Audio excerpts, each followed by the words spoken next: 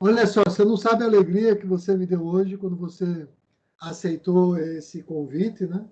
Grande parceiro, pessoa super importante que eu tive o prazer de conhecer agora. Tanta coisa para falar de você, tão pouco tempo, a gente vai estar junto em outras oportunidades. Lembrando aqui o pessoal que está participando, que está assistindo o vídeo, que o Tiago aceitou de uma maneira muito gentil, muito simpática, dar esse depoimento para a gente, falando do seu envolvimento com esse projeto e do porquê dessa fala que ele vai trazer para a gente. É tão relevante dentro do contexto dessa primeira disciplina, esse primeiro cursinho que a gente está introduzindo aqui no CCMN, que chama CMT 014, né? Oficina de Estudos, a Arte e a Ciência da Meditação. Então é um prazer muito grande a gente usar para a abertura desse período 2020 PLE, período especial, é, esse espaço para receber aqui um convidado tão especial como esse pesquisador da UFRJ, que vai ter oportunidade agora de falar um pouco do seu trabalho, se apresentar e a gente iniciar aqui um primeiro bate-bola, um aquecimento que vai vir no futuro. Então, com você, muito feliz com a tua presença, Tiago, agradeço. Obrigado, professor Rubens. Olha, eu fico muito feliz com o convite, também te agradeço, a sua generosidade, o seu jeito de ser e profissionalismo. Assim, eu fico muito honrado, na verdade, com o convite, por isso aceitar de pronto, assim, porque também é uma oportunidade da gente se conhecer melhor e eu acho que, falando de meditação, tem dois pontos aqui que me motivam, né, a estar aqui e agradecer o convite, né. Acho que se é para falar de meditação, como você propôs, para mim, assim, numa linguagem muito mais acessível ao brasileiro, né, para não ter muita lucubração, é a tradução de meditação para familiarização, né, familiaridade. Então, acho que a meditação nos leva a uma certa familiaridade. A gente pode até falar o que, né, o como, a gente tem isso na nossa vida e a maneira com que a gente se conheceu academicamente, mesmo a gente tendo perfil, áreas de atuação um pouco distintas, eu acho que esse sentimento de familiaridade, ele tem um aspecto também cognitivo que é difícil de explicar, mas que agrega numa sequência, né, de aprendizados e na carreira acadêmica a gente vai se afiliando com as pessoas que a gente tem mais familiaridade, vamos dizer assim, não só de assuntos, mas na abordagem, no método de estudar as coisas, né? Não só nos temas. Então, você me convidou para esse tema aqui de hoje, para iniciar esse curso, que é o tema da meditação, mas falar de meditação é muito falar sobre o método, sobre a abordagem, e acho que a gente vai ter bastante assunto para isso, né? Enfim, a outra questão é que eu acho que para se falar de meditação também é muito legal colocar o lugar de que, mesmo sendo professores, a gente está sempre aprendendo, né, na ciência. E eu acho que na meditação não é diferente, né? É uma jornada de um aprendizado constante, assim, né? E Posso eu dar não um sei se... exemplo? Claro, claro. Que depois eu Poxa, me apresento assim para as pessoas entenderem por que eu acho que a gente tem diferentes perfis acadêmicos, mas ao mesmo tempo muita familiaridade um com o outro. Mas pode essa falar. palavra maravilhosa que você trouxe, familiaridade, para mim isso é tudo. É a partir daí, inclusive, que eu entendo o próprio papel da universidade que está sendo refundada. Essa nova universidade, essa universidade que eu gosto de chamar Universidade do Coração, Universidade da Consciência, essa universidade que se funda basicamente, para mim, nesse conceito que você está trazendo de familiaridade. Eu sei da sua trajetória um pouquinho na universidade e não sei se você gostaria agora de se apresentar assim para a nossa turma, falar um pouco de você, da sua pesquisa e também do pioneirismo da UFRJ, dos seus parceiros da UFRJ, eu sei que tem alguns, né, de outros departamentos, inclusive, onde essa área começou a tomar corpo. E essa nossa disciplina é só mais uma pecinha dentro desse quebra-cabeça. E é bom que a nossa turma, os nossos alunos, fiquem sabendo disso, também da seriedade, que essa disciplina está sendo tratada, olha só, na universidade em vários âmbitos, inclusive esse do pessoal da área aí da ciência, ciência mesmo, né? neurociência, inclusive, o pessoal da Faculdade de Medicina, etc. Então, quem quiser saber mais um pouquinho sobre quem é o Tiago, procura que vai descobrir.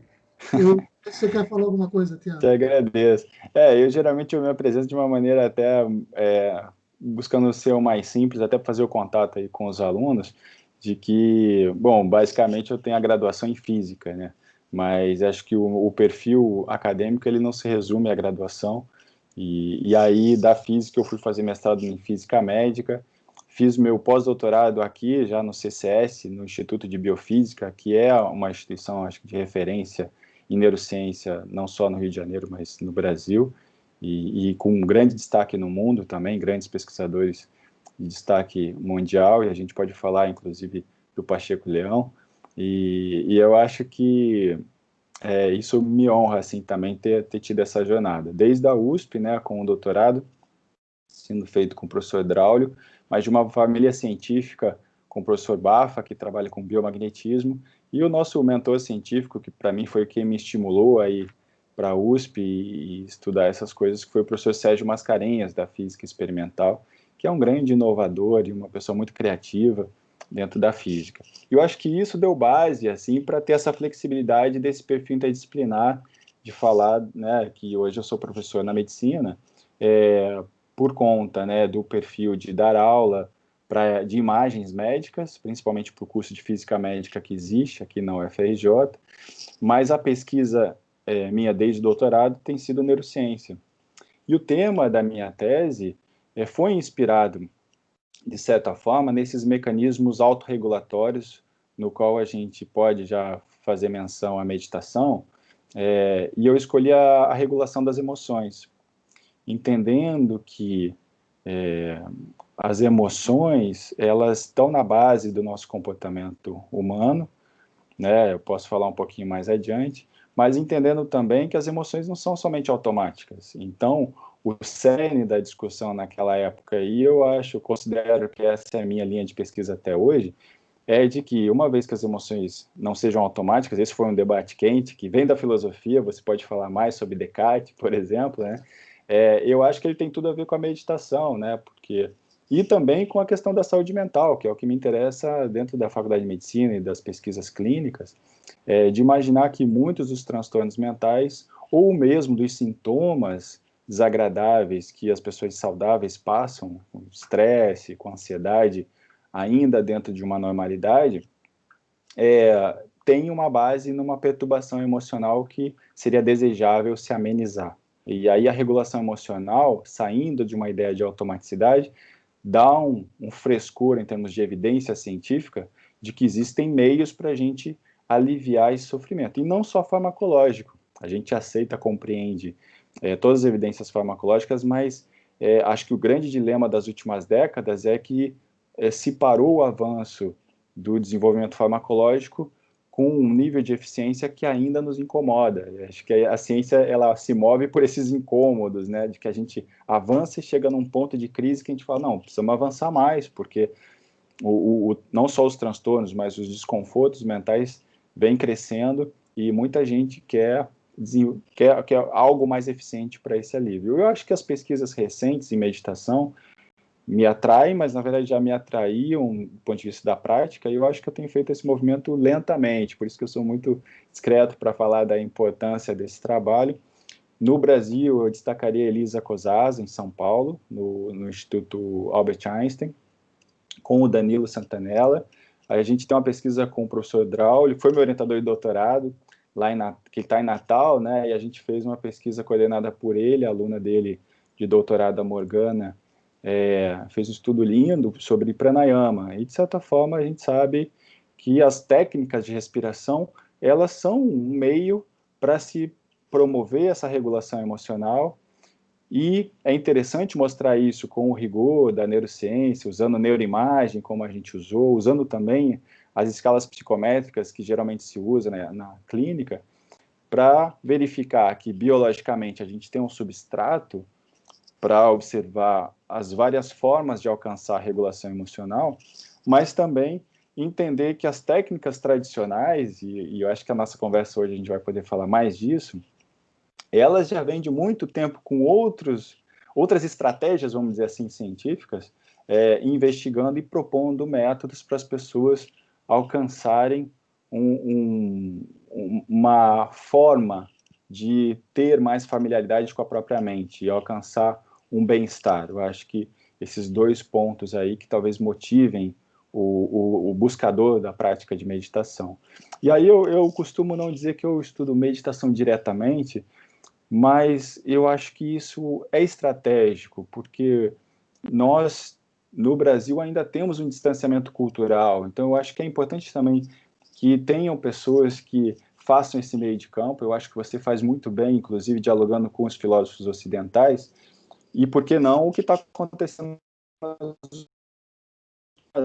especialmente nos Estados Unidos, na Europa, estudar a meditação e a gente compreender que muito do que se fez da neurociência, entendendo os mecanismos naturais do cérebro através de habilidades cognitivas, vamos dizer assim, a gente alcança o que a gente está observando que alcança com a meditação. A questão é mapear na meditação os modos de alcançar esses estados e, claro, ter esse entendimento do substrato biológico por detrás dessas mudanças, né? Então, eu considero que eu estou começando, eu acho que tem um movimento aqui na UFRJ muito grande na neurociência, mas também tem esse movimento começando do ponto de vista neurocientífico, eu acho que um pouco, ainda no início, eu diria assim.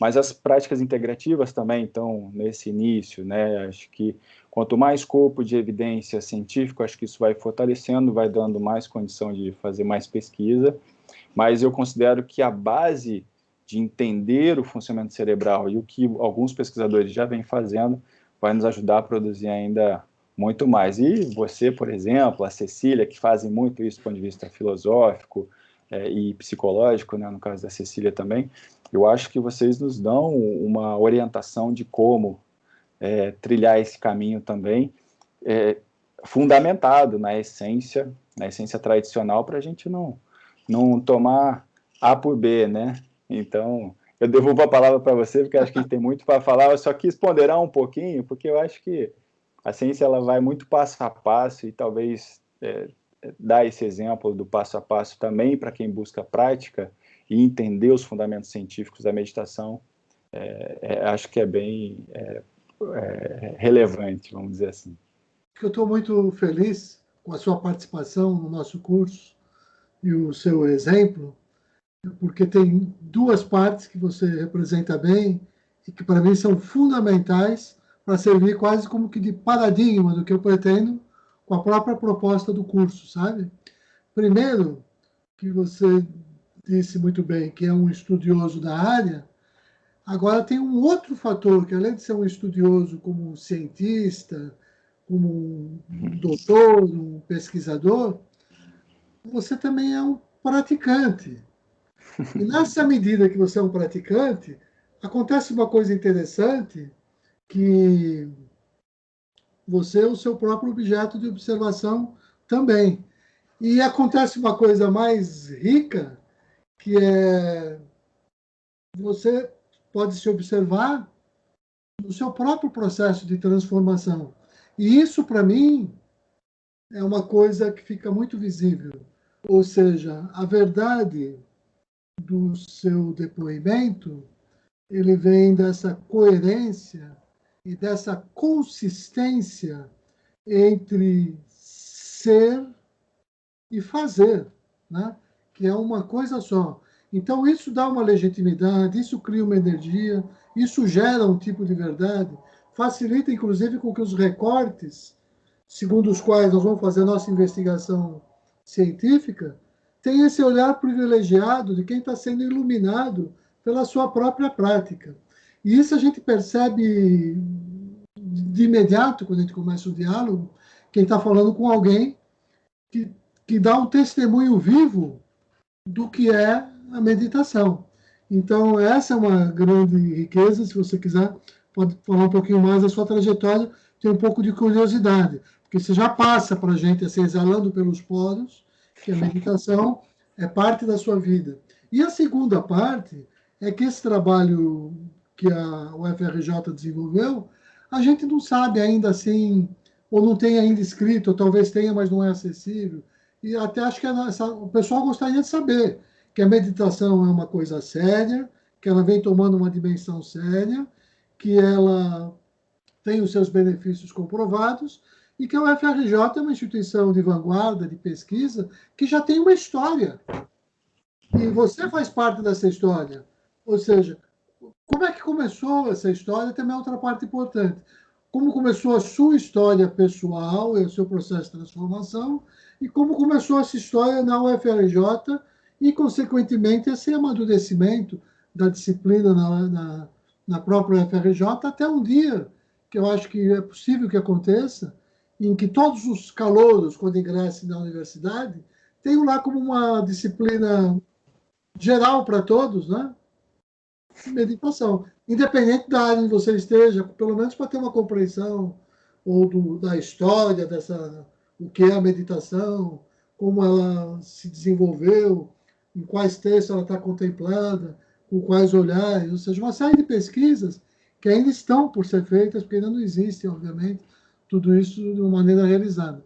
Mas já mostra, que para mim o importante é isso, também para essa nossa turma, que está iniciando, e até para os colegas, os professores do departamento, que alguns podiam até achar no início meio coisa estranha, né?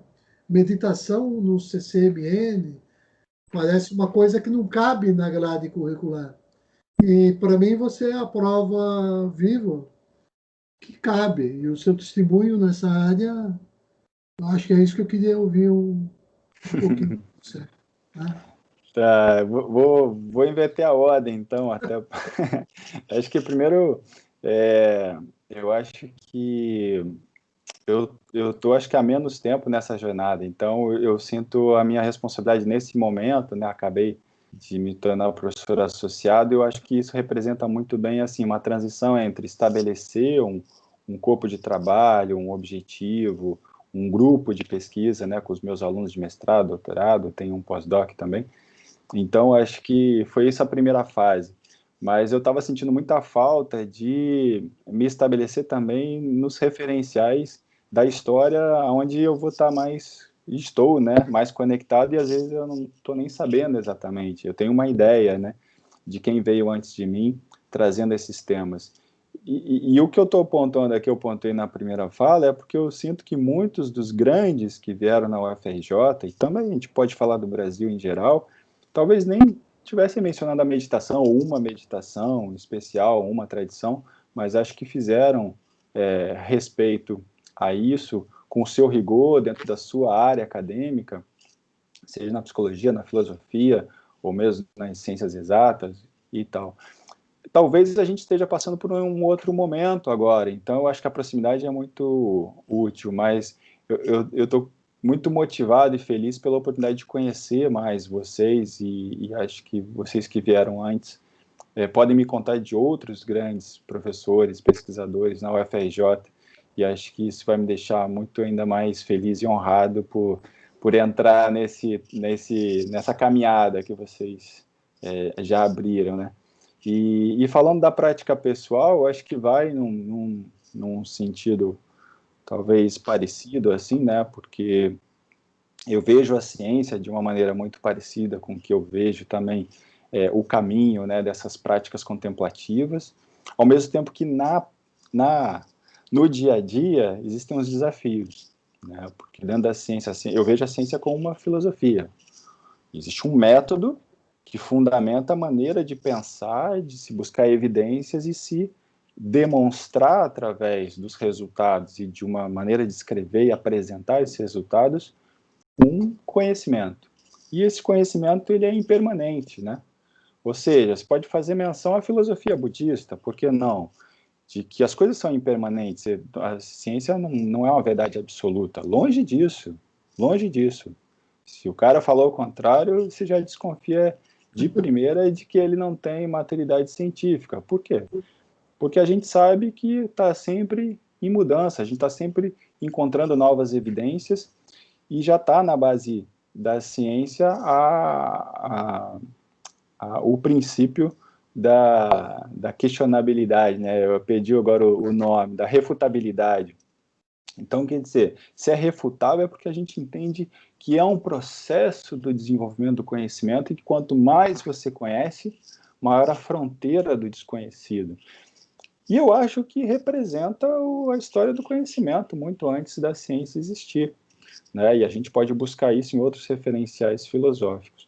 Então, a minha busca pessoal pela ciência, ela vem da minha infância, e a busca pela prática meditativa, vamos dizer assim, ou dessas práticas que a gente poderia chamar espiritualidade, mas eu evito um pouco essa palavra, porque evitando essa palavra, talvez a gente seja mais inclusivo,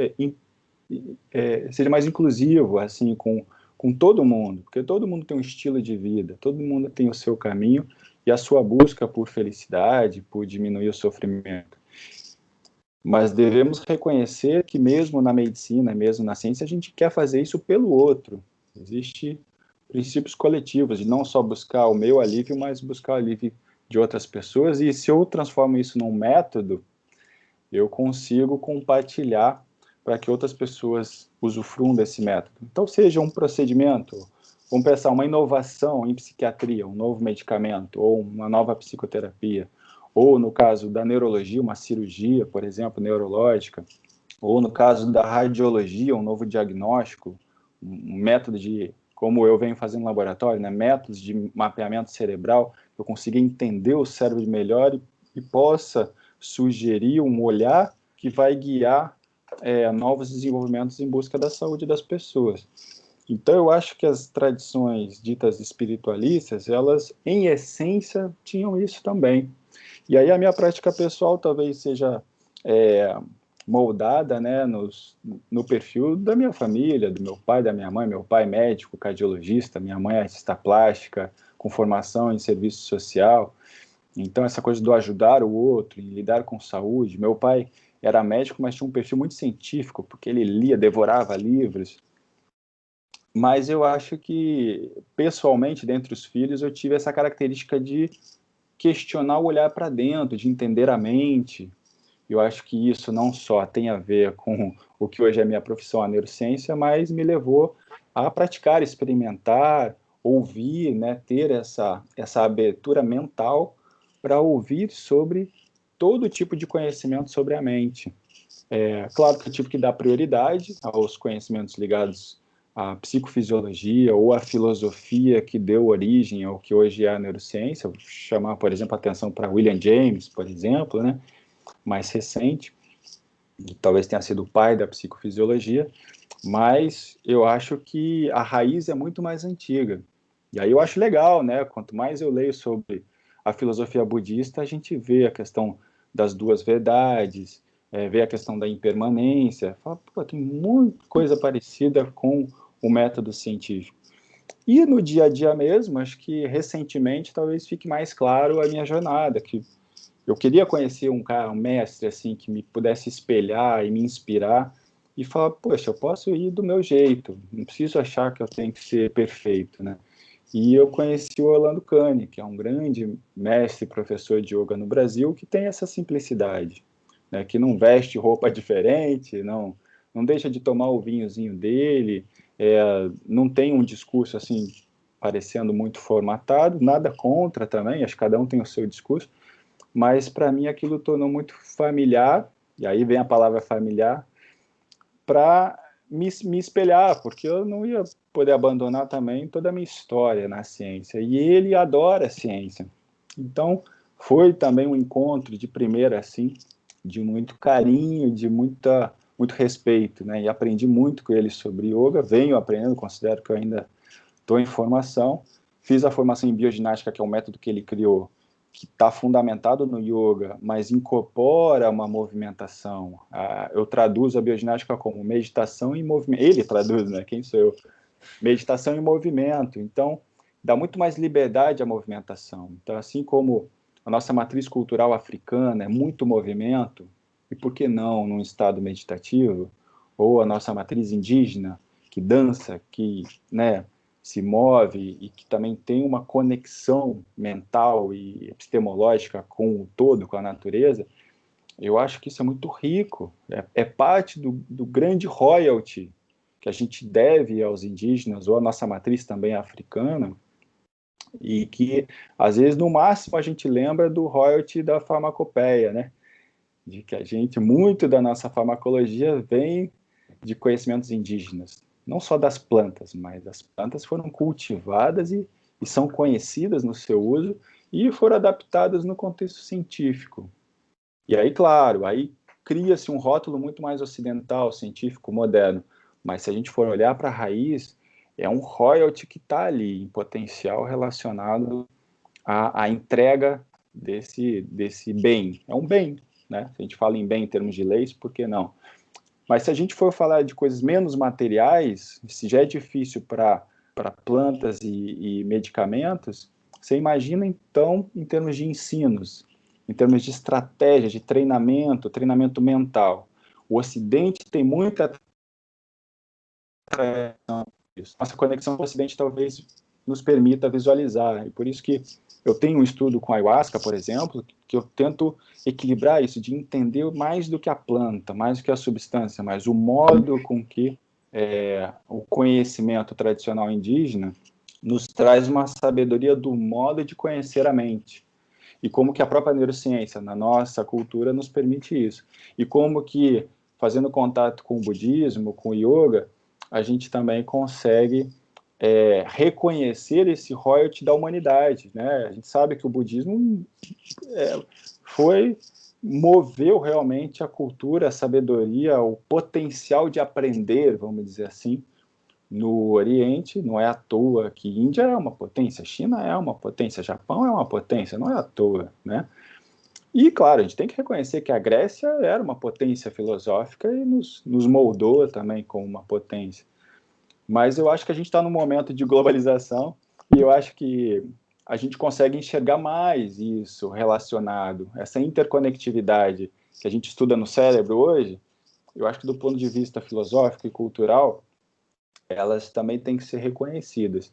E eu acho que não só define o meu perfil profissional, mas define minha abordagem pessoal, também estudar saberes distintos e molda a minha prática pessoal, porque é difícil, né? A gente tem as 8 horas de trabalho diário, mas não tem como não perceber a minha necessidade de fazer um relaxamento profundo, de fazer um exercício físico com a minha mente presente, de fazer uma respiração e ver como minha mente se comporta, de perceber dos momentos de sofrimento, de dor, como minha mente se comporta, e buscar, de alguma maneira, alternativas que eu possa me familiarizar e falar, poxa, acho que aqui eu vou conseguir aliviar o sofrimento. E quando eu leio de alguém que veio antes de mim, de uma pessoa sábia, e falo, pô, ele está dizendo para eu ir por aqui, para eu, em vez de ficar tão preocupado com o meu sofrimento, de repente eu ajudar uma outra pessoa e eu vou esquecer o meu sofrimento. Então, eu fazendo a prática, pessoalmente, me dá um insight de que isso tem a ver com a nossa base biológica também. E aí eu me deparo, por exemplo, com livros e artigos recentes da neurociência da meditação, que estão incluindo agora a componente da meditação da compaixão. Aí eu falo, faz todo sentido, porque hoje a gente já tem um arcabouço nos moldes da ciência moderna para entender a empatia e a compaixão em laboratório, botar isso no contexto moderno. Mas eu tenho que te confessar que falar da minha prática, da minha jornada pessoal, é uma mescla disso, de reflexões e de pôr na prática, não ficar só na teoria. Então eu te agradeço as suas palavras, acho que são muito generosas, mas eu não vi alternativa. E só para terminar, eu acho que eu fui marcado também com ferro e fogo, vamos dizer assim. A gente tem que aprender quando acontece algo muito forte na nossa vida, é uma forma da gente não carregar o sofrimento muito tempo. Mas meu pai era cardiologista e morreu do coração, com um infarto na minha frente. Eu queria ser médico desde criança, pedia para ele me ensinar coisas como primeiros socorros, tentei fazer os primeiros socorros e não consegui. Mas isso me marcou assim, como que eu vou fazer isso agora na minha vida? De saber muito algo na teoria e não conseguir trazer um equilíbrio disso com a prática. Então, isso molda meu jeito de ser também, né? Então, se eu estou aprendendo sobre a mente, e eu confesso que eu tive uma estafa, né? A gente suspeita que foi um burnout. Então, como posso eu estudar a mente, o equilíbrio da mente e ter uma estafa mental e física? Então, fui marcado novamente na minha vida, isso me levou novamente à prática. E, por sorte, né, nesses últimos 3 anos que aconteceu isso, foi quando eu conheci o Orlando Cane. Então, pude ter alguém também mais próximo, além de ler e praticar à distância, ter alguém próximo e amoroso, generoso, com uma linguagem acessível, para poder me ajudar a fazer os ajustes finos, especialmente nos exageros. A gente geralmente exagera, descobre, isso é bom, então quer fazer aquilo, quer praticar yoga o dia inteiro, não faz mais nada da vida. Ou sei lá, acha que tem que, vou parar de comer não sei o quê, aí para de comer, mas aí o corpo às vezes está pedindo, você tem que ter essa capacidade de ler e se familiarizar. Espero não ter tomado muito tempo contando isso, mas eu tentei contar ao mesmo tempo, dizer para você como eu acho que essa aproximação da ciência com a tradição, ela está também na responsabilidade do próprio cientista, ou do próprio que tem o desafio de aliar a sua prática pessoal com a prática profissional que está relacionada ao coletivo, né? Não foi diferente. E vi isso nos grandes cientistas americanos, como Richard Davidson, como Kabat-Zinn, que fundamentaram a fama do mindfulness como a meditação científica, vamos dizer assim, né? Essa riqueza do seu depoimento, você traz tantos pontos, que para pontuar a gente precisaria do dia todo. Agora, o mais importante que eu achei assim do depoimento é que a meditação tem esse poder, que você é a prova viva desse poder. Já é. E olha, começa com o sofrimento. Você falou da tua experiência com o seu pai, né? E desse burnout. Eu sofri com a síndrome do pânico muitos anos. E numa época que eu tinha um entendimento, estava aprendendo o que era meditação, mas já sabia, hein? A teoria toda, já sabia toda. Então me senti humilhado, inclusive, por tomar esses bailes da mente e achando que entendia alguma coisa. Mas isso é maravilhoso, depois que a gente passa, que esses são os ritos de passagem, de iniciação. Essa experiência com a nossa finitude que você teve, com a proximidade da morte, com essa relação toda, né? E com essa compreensão que você desenvolveu, com essa compreensão doce, acho que eu posso falar assim, isso é também próprio da meditação. Quando você fala desse olhar carinhoso, das contribuições de todas as culturas, dos saberes de todos os povos, isso vem de um lugar que remove o teu objeto de pesquisa, que é a importância das emoções, dos sentimentos, e como isso fala. E como é que isso dialoga com a ciência, que a gente quer ser muito rigoroso? Você citou o critério da Popper, né? Que cita lá como é que uma coisa é científica e quando não é. Tem que apresentar os critérios de refutação do experimento. Se é uma coisa que você não tem os critérios de refutação, aí é aquela coisa que tudo se segue, tudo valida, e aí você não tem, de fato, o que é ciência.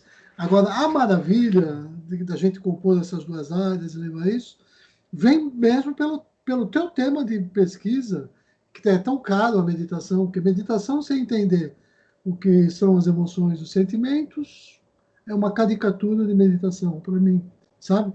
Passa bem por aí mesmo isso. E agora, isso me permite compreender a ideia dos modelos, a ideia budista de que tudo passa, de que tudo é, como é que se diz, transitório, né?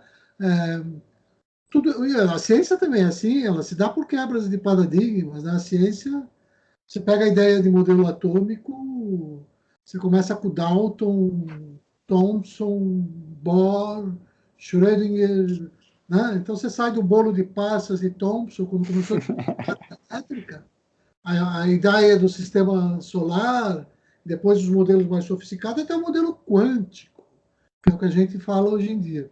E isso, a meditação e a espiritualidade não contrariam isso.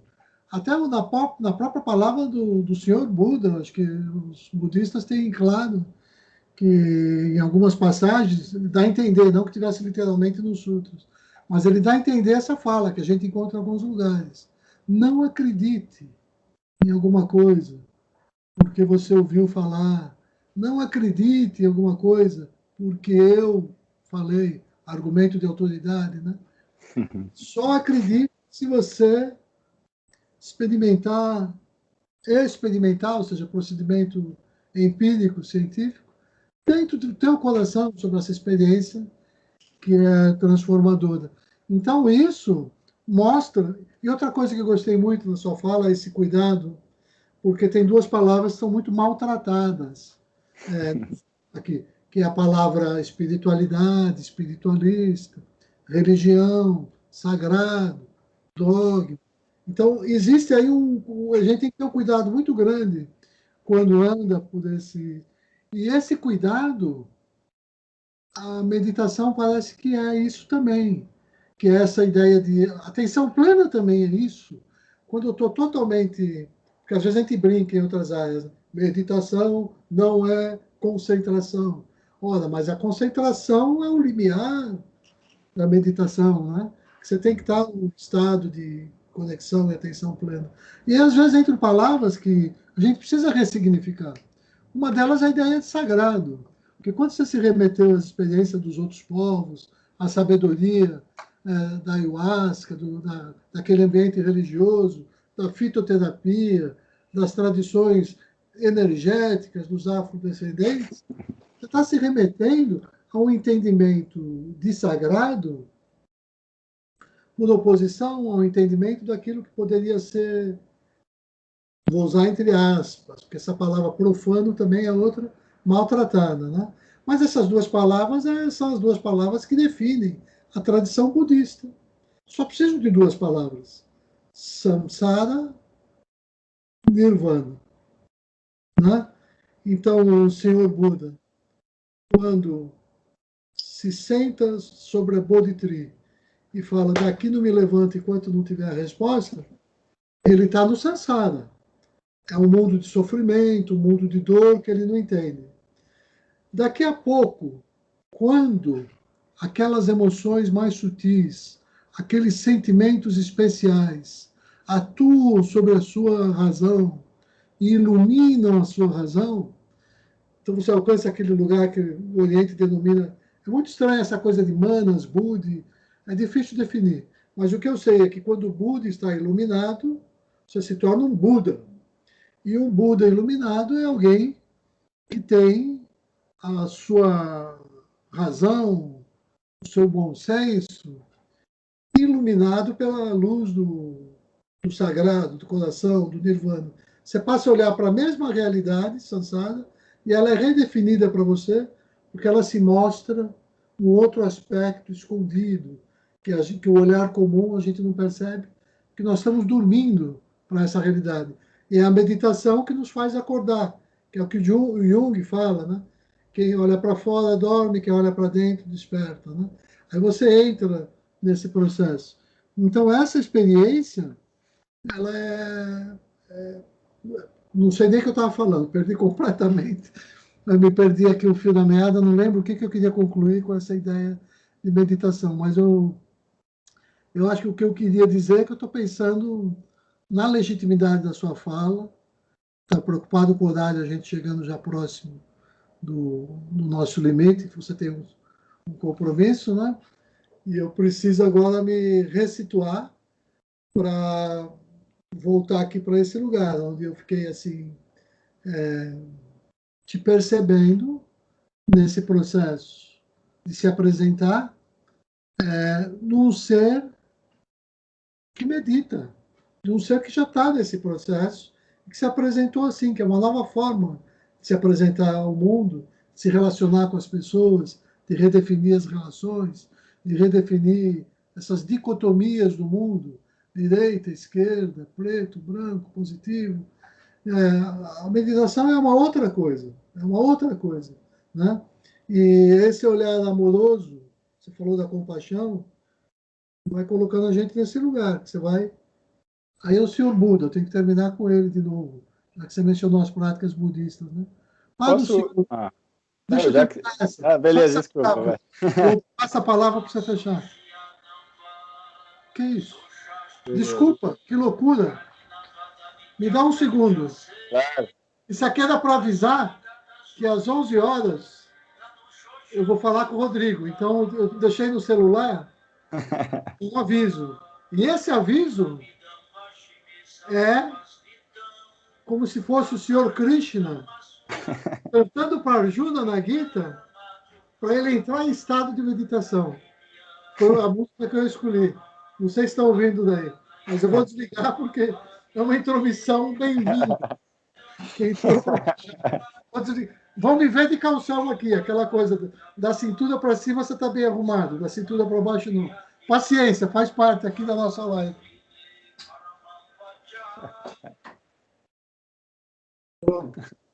Desculpa. Só para fechar, e a gente já fechou, eu vou te passar a palavra, me desculpa. É porque o senhor Buda, quando define a meditação, Bom, ele tá usa a bom. palavra bhavana, que é cultivo, de cultura, cultivo da mente. Ou seja, o jardim da mente, por metáfora, a agricultura. A erva daninha que eu tiro e as coisas que eu cultivo. Então, meditação é cultivo da mente, é cultura. Daí a palavra bhavana que vai definir todas as formas de meditação budista. Queria dizer isso, te agradecer muito. Vou deixar para você as últimas palavras, para você fechar o nosso encontro. Tenho certeza que os nossos alunos, depois que assistirem, vão ter uma motivação extra para seguir com esse curso. Te agradeço muito, Tiago, por essa introdução. Obrigado, professor Rubens. Eu até pedi ali para entrar, porque eu sabia que você ia falar de um mestre, né? No caso, você falou de Krishna e falou de Buda. Então, em respeito, eu preferia fazer meu comentário antes, mas tudo bem, depois a gente fecha. Mas eu queria ter uma última fala para falar de algo conecte com a prática, né? Eu acho que para uma primeira apresentação aqui, não só do meu perfil, mas da minha busca acadêmica, e depois posso apresentar mais especificamente isso. E não só minha, né? A ideia não é apresentar trabalho pessoal, mas eu acredito que a ciência é um trabalho coletivo, apresentar o que outros cientistas fizeram dentro de uma área que é minha área de atuação.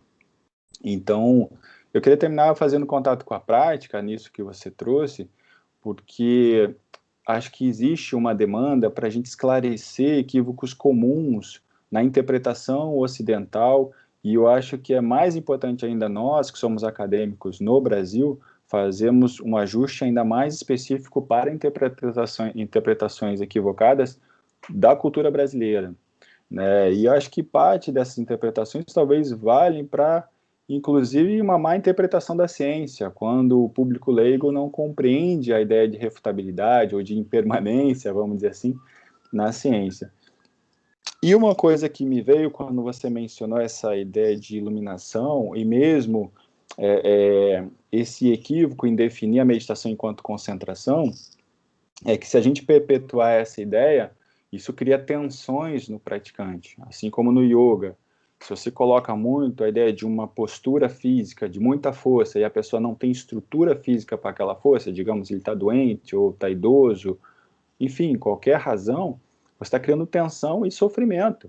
Em vez de você aliviar o sofrimento que está no princípio, na essência da prática, você está fazendo o contrário, gerando sofrimento. E aí a gente percebe também o refinamento de cada professor, né, de cada instrutor no yoga, ou no budismo, ou na ciência também a gente pensar isso, né? Imagina que num processo de psicoterapia, ao invés de você aliviar o sofrimento, você está aumentando. Mas existe uma coisa no caminho que é o que você mencionou também. Às vezes, estar consciente do processo de sofrimento te leva a sofrer menos da próxima vez. Então, eu queria, nessa fala final, falar da importância do insight, que talvez isso seja a diferença essencial entre yoga em geral, no hinduísmo, né, ou na tradição que já vem das obras que remetem a Krishna, muito antes da história de Buda, mas o que Buda trouxe de diferente, numa certa reforma do yoga, que ainda é yoga, a meu ver, que deu origem às artes marciais, se você for ver, que que já é um equívoco, né? A gente achar que meditação é só ficar parado, e às vezes até achar que a mente vai ficar parada, extremamente concentrada. E aí o sujeito é extremamente concentrado, tem histórias, inclusive, na tradição, de que o sujeito fica meses meditando e quando sai, primeiro probleminha que acontece, ele já sai gritando, brigando com todo mundo, e aonde que estava a paz dele, né? A paz só existia enquanto ele estava concentrado, duro, tenso. Então, a ideia de equilíbrio, ela está dentro disso. A ideia de insight, eu acho que tem muito a ver com a ciência, com a educação. É por isso que estamos aqui, motivados por uma disciplina, porque o insight permite que você aprenda. E uma vez aprendido, você não tem como desaprender. Eu acho que esse foi o estalo de Siddhartha Gautama para que as pessoas não só se matassem praticando yoga, mas que elas pudessem achar um caminho para que o yoga fosse mais eficiente. A ciência é parecido, né? A ciência busca desenvolver, através do método científico, cada vez mais eficiência. Mas, às vezes, a ciência esquece, ou a gente não consegue, num propósito maior de sociedade, aproveitar os benefícios científicos para um propósito maior na sociedade, né? Acho que falar de iluminação também, enquanto algo que possa motivar as pessoas, eu gosto de resumir muito para o alívio do sofrimento. Acho que isso está no budismo e está no Patanjali, né? Yogatita Vritti Nirodha, a cessação das perturbações da mente, né? Então, quer dizer, se você percebe sua mente perturbada, aquilo te incomoda e você não quer ser incomodado. Mas quando você para meditar, parece que o incômodo é maior. E parte disso, né, isso é uma dica de prática para as pessoas, parte disso é como se fosse assim, a gente querer domar um animal selvagem à força. Aí ele vai ficar mais bruto ainda. Domar um cavalo. Cavalo, em essência selvagem, ele não vai ser domado à força, por mais que ele pareça dócil. Existe, se eu não me engano, é o Montgomery, acho que é o nome dele, um californiano, que ele desenvolveu um método de uma adestragem gentil com os cavalos. Ele colocava os cavalos numa redoma circular e ele simplesmente entrava no centro do círculo e no início o cavalo ficava agitado, mas ele ficava rodando até ele se familiarizar com o domador. Eu acho isso muito parecido com a ideia de uma boa meditação, que você sente, use a respiração para apenas acompanhar essa agitação inicial da mente, mas não procure, não queira controlar ela. E isso leva nós, cientistas, e talvez muitos filósofos também, a reconhecer que a gente não controla as coisas, por mais que a gente conheça elas. Então, isso me faz pensar sobre a importância de colocar para o praticante de meditação, que não é só ele ficar super concentrado, mas é um reconhecimento da natureza das coisas enquanto um equilíbrio entre contribuir com coisas voluntariamente e também aceitar coisas que não dependem do seu controle voluntário. A respiração que é usada no yoga, acho que é muito um exemplo prático para a gente ter compreensão disso. Então, eu sugiro que as pessoas observem a sua respiração, de que parte ela é controlada voluntariamente, mas parte, se você esquece de respirar, você não para de respirar. Que bom, né? Porque senão a gente morria. Então, essa essência fisiológica, biológica, e veja como é legal a ciência poder falar disso, nos mostra algo que está na vida, está na física, né? A física nem tudo é controlável. A gente controla um pouco do experimento e nem todas as evidências no experimento científico a gente consegue ter controle. Então, a ciência é muito lidar com as incertezas. E não dá para dizer que a gente tem uma certeza absoluta, acho que está na essência do método científico, mas ter um certo envolvimento, uma familiaridade e desenvolver eficácia no domínio das incertezas, eu acho que isso, tanto lá na física quântica, com as incertezas, né, o princípio da incerteza, mesmo na relatividade, quando você fala a velocidade da luz é o limite, então uma estrela está a 100 mil anos-luz daqui, mas então eu não sei se a estrela ainda existe. Eu só posso dizer que a luz que saiu dela 100 mil anos-luz existe aqui, mas eu não sei se ela existe agora. Então, isso mostra que mesmo a física, mesmo a ciência tão poderosa, também é tão frágil nas suas incertezas, mesmo com as grandes questões e a busca da unificação, né, da ciência e da física, porque não na mente, a gente admitir na neurociência que a gente está lidando com uma busca de diminuir as incertezas para talvez a gente lidar com menos sofrimento, com essas incertezas que são inerentes à nossa vida. Então eu queria, né, terminar e queria até te pedir que termine com os mestres, né?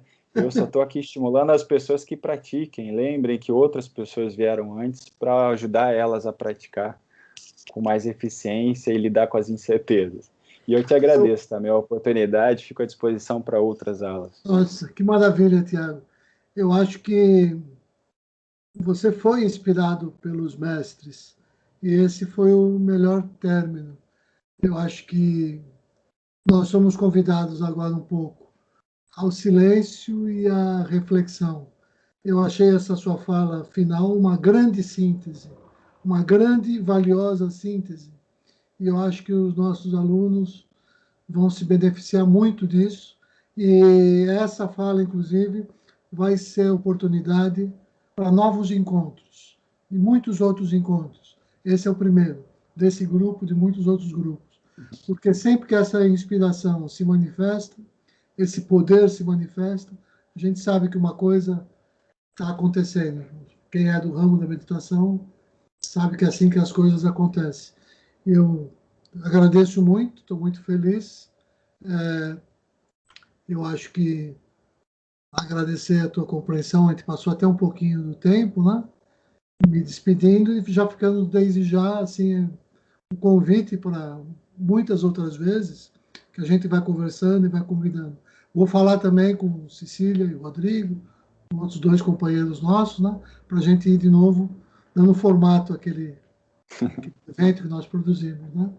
Então, de coração, eu tenho certeza que os alunos vão sentir isso que eu estou sentindo agora, que é um grande início para esse semestre estranho, com essa disciplina sendo formatada assim e tendo essas falas que vêm de um outro lugar, vem desse lugar onde a intuição, onde o sentimento, onde a emoção, ela dá essa esculpida na razão. Porque o próprio experimento científico depende do recorte que eu escolho, né?